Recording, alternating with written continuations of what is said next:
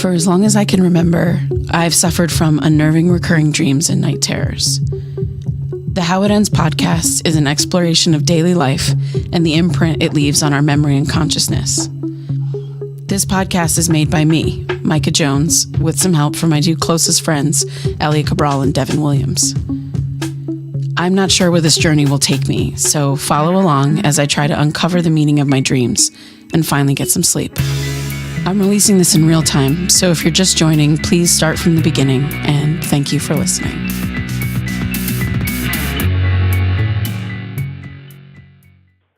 Hi, Micah. My name is Mark Schrade. I ran into your mother the other day, and she asked that I call you. I'm the officer that was first on the scene of your father's accident. Your mother mentioned that you may have questions about what happened that night, and thought I'd be the best person to set the record straight. Best I can, anyway. So, give me a call back. You can probably see my number on your phone, but just in case, it's 732.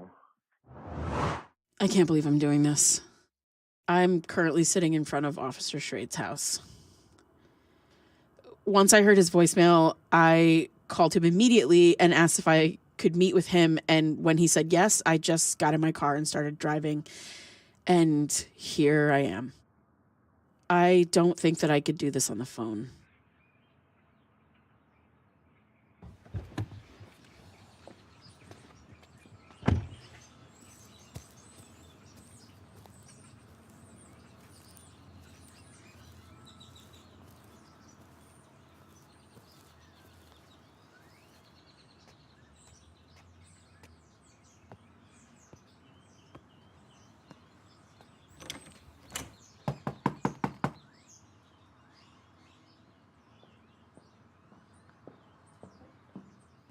Hi, Micah. Come in. Hello, thank you. Have a seat. You like some coffee? Just made a French press. Sure, thank you. Cream? Mm-hmm. How was the drive? You hit any traffic? Oh, not really. Not really. That's good. So, like I said, I ran into your mother the other day, and she mentioned that you've been doing a podcast. I've listened to a few. My son got me into them. Have you heard of Serial? Yeah, I have. It was an interesting show. I hear they're making a documentary about the case. Right, I think I heard that. What made you start your podcast? It's sort of a long story. I've got time. What is your podcast about? Let's start there. Well, I guess it's started about this recurring dream that I've had since I was little, which even back then scared me for sure, but it wasn't that big of a deal until like the last year or so, anyway. What changed? Well, I started having it more often, and then I would have trouble sleeping because it was overwhelmingly disorienting. And, I have other nightmares too pretty frequently, but this one, in particular, this one was different. And at the same time, I started to see a therapist to talk about it because I wasn't sleeping, and then not sleeping was affecting everything. Work, my ability to focus, my mood. Yeah. What happens in the dream? Honestly, if you're okay, I don't really want to get into it. But anyway, so what did my mom tell you? Not too much. She said you started a podcast and that it's led to some questions about your dad and the day that he died. She did mention that your house got broken into. Did that have something to do with the Wait, she told you about that? Yes, I'm a retired cop. She asked my advice. Yeah, there was a break-in, but I think it was just some people trying to play a really shitty prank on me. She said you were scared. I bet she did. I'm sorry? Nothing. I just actually haven't talked to my mom about any of it, but she talked to a friend of mine without me knowing it was a thing. I see. Did you report it to the police? Yes. What did they have to say about it? Listen, Officer Schrade. Mark. Officer Schrade, I appreciate you agreeing to let me come speak with you and welcoming me into your home, but I really like for you to tell me what it is you know. I assume you're recording this? Yes. I was going to ask, is that okay? Fine. I'm fine with it if you are, but I wonder if this is something you'd prefer to remain private. No, it's fine. Your mother said you've had a really hard time since he died. I'm okay. All right. What questions do you have? What did the crash look like? How much did your mother tell you about the night of your father's crash? I know that he was supposed to come home to be with us and that he never did. And recently she told me that he was yelling about me while he was in the hospital right before he went into a coma, and then he died. What was he yelling? Please, sir, can you just tell me what you saw? I was the first on the scene that night. Was actually on my way home. I usually take River Road. It isn't the busiest of roads at night, so it's a nice ride to wind down after a shift. I saw the truck from a ways back because the headlights were on, and at first I thought it was just pulled over, but once I got closer, it was clear there had been an accident. The front end was wrapped around a tree. Did anything look suspicious? Not that I could see. Okay, so what did you do? I radioed it in and went to see if the driver was okay. There was glass all over the road, debris everywhere. I saw a pair of boots, a shovel. I didn't know what had happened, and then I saw him. Your dad was in bad shape. He had a gash on his head and was pretty scratched up. He was still breathing, but I didn't want to move him in case he had a spinal injury, so I just waited with him. Okay, so what else did you see? There was a camera on the side of the road. Wait, a camera? Yes, like, a fancy one that a professional would use. It was surprisingly intact for having been thrown outside the truck. Shit. Sorry? The camera, I think I had it. I found one at my mom's house not too long ago. At least I'm assuming that it's the same one, but it got stolen from my car. There was film in it that I was gonna get developed, but I just never got around to it. Fuck. I'm sorry to hear that. Was he conscious at all? Like, did you talk to him? Well, in a sense. In a sense, what does that mean? As I said, he was in pretty bad shape, but when I first arrived and checked on him, he asked for you. What? He asked for you. Why would he ask for me? He was disoriented.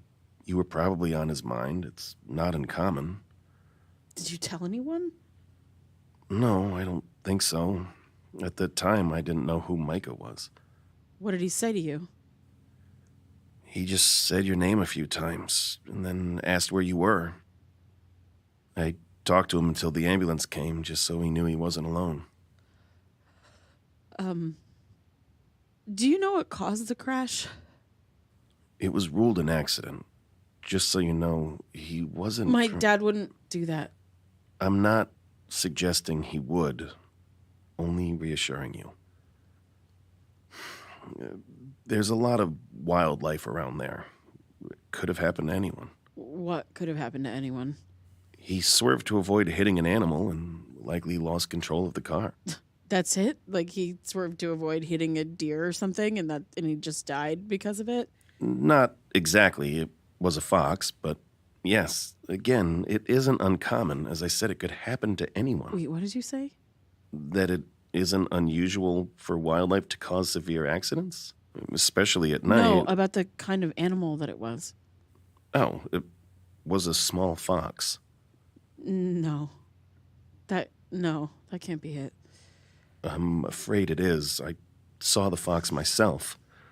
From what I remember, the official report said he lost control of the car and hit the tree to avoid hitting the fox. No. Yes. Once the ambulance came, I took a quick walk around. I found the body of a kit near one of the tire tracks. Stop it, please. I'm sorry? Stop talking. That's not what happened. Micah, you asked me to tell you what happened that night. Yeah, that's not it, though. No. What do you think happened? Well, whatever it wasn't that. Micah, No. Something happened to my dad. He saw something, and whatever that was made him crash. Yes, I already told you. It was a young fox, probably separated from its... It was something else. It has to be. My mother told me he was yelling, "Don't let Micah see it," her when he was in the hospital. She said he kept saying it over and over again. Yes, Micah, she told me that when we spoke the other day. But I'm sure it was because he didn't want you to see how he looked. He was severely injured. No, it was more than that. It has to be. Micah, please try to calm down. I found those same words in a book. He wrote them down. He must have seen something that he didn't want me to see. I'm not following. At first, I didn't think it meant anything either.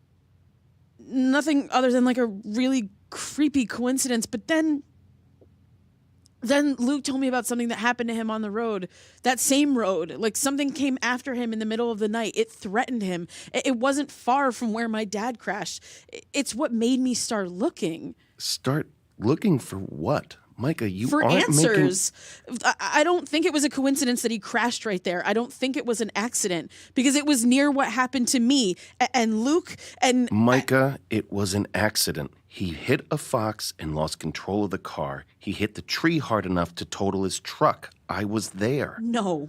You said he asked for me. Why would he ask for me? And then why would he yell, "Don't let Micah see"? I have already explained this, Micah. No, I even talked to someone who had an experience just like this. What do you mean? I talked to a man named Ben who reached out to me because of the podcast. He said that once he heard what happened to me and Luke's story, that it reminded him of the thing that happened to him. What happened to you? We were warned. It made sense. It makes sense. He was warned too. He said he was driving and saw something standing in the road, and that's what made him almost crash his truck, just like my dad. And then when he went to go see what it was, someone hit him from behind. It knocked him out. That very well may have happened to that person, Micah, but it doesn't have anything to do with your father. You have to see that you're Someone reaching. caused the crash or something. He didn't die just because he was trying to avoid hitting a fucking deer. It wasn't a deer. It was a kit. I've said it several times. It was a young fox. I saw it dead on the side of the road. Its legs were crushed. No. He wouldn't. It was. I'm sorry. It was a horrible accident, but that's what it was. An accident. He hit me. Micah, you aren't making sense. He tried not to. He tried not to hit me. I don't understand. Do you think he saw you there?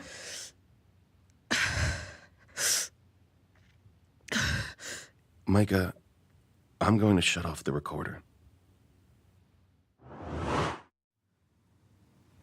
I am not sure what to say. I only sort of remember leaving Officer Schrade's house. I stopped crying after a while, and he finally let me leave. After that, I drove to a park, and I just sat in my car for a really long time. But then I got angry. I drove all the way home without stopping because I was sure he was wrong. That's where I am now. I know you can't see me, but I'm sitting on my couch and everything I found in my dad's shed is right in front of me. Everything. I came home knowing I'd find some semblance of proof of what happened that night. And I did.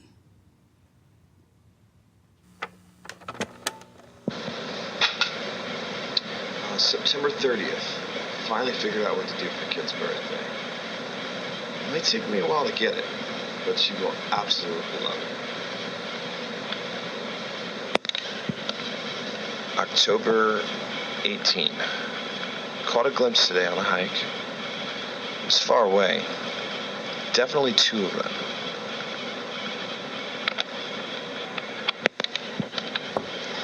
October 22nd. Same hike. Saw tracks, several. Almost shorts then. It was a direct register trot. The strides look about right. Narrow trail. Set up trip. We'll check them as often as I can. Once I'm sure where the den is, I'll set myself up and wait.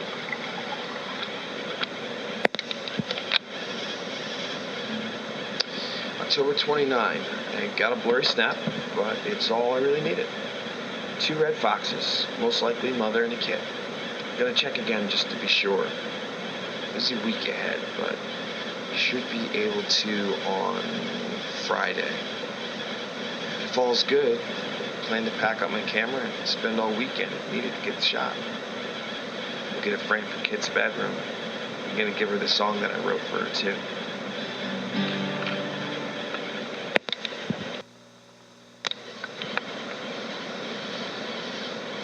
November 5th, stopping by John's birthday thing.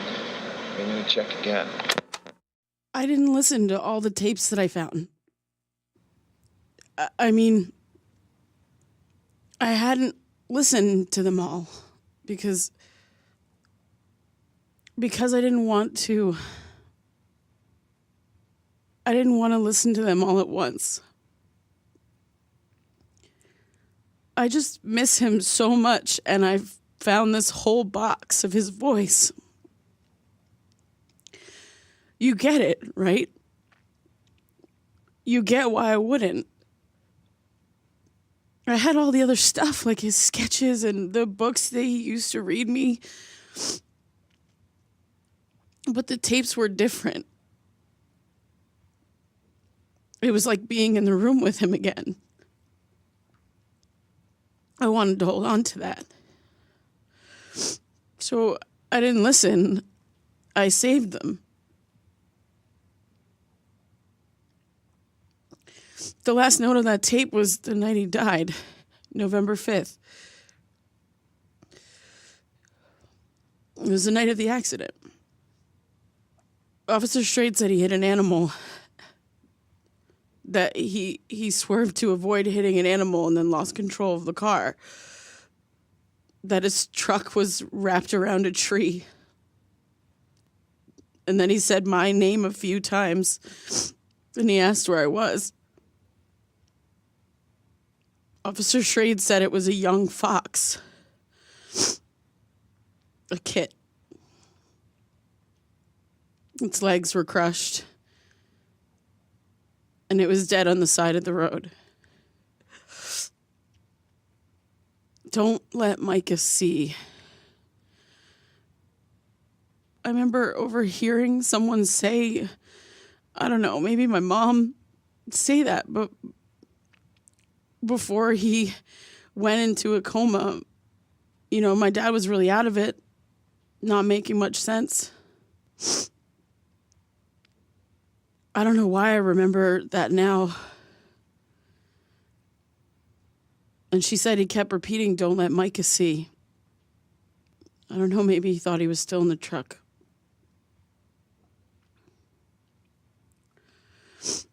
I knew this girl in high school that got into a really bad car accident.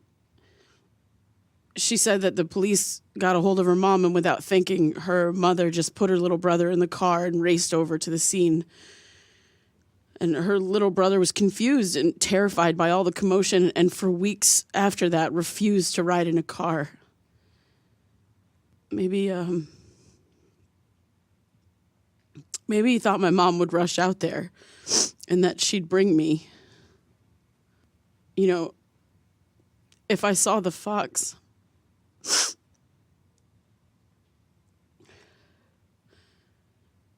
I said once, way back when I started this whole thing, that my dad never called me Micah unless something was really wrong. And that was so seldom that I don't even think I have any memories of him saying my name. Instead he called me Kit, like a young fox. He always said that I was curious and wily and that I could get into and out of anything. He said I was his smart little Kit. Quiet and elusive. I listened back to my conversation with Officer Schrade, and when he said it was a fox, it was like I didn't hear him or something. I just shut it out. I was so convinced that it was something or someone that caused the crash to hurt him. But then he used the word Kit, and I fell apart. My dad crashed his truck because he saw a young fox in the road, and he tried not to hit it. And when he did, he thought of me. Of course he'd swerve. He said my name. He told my mom not to let me see. She was right when she said that he was always my, big, strong Papa Bear. He didn't want to scare me.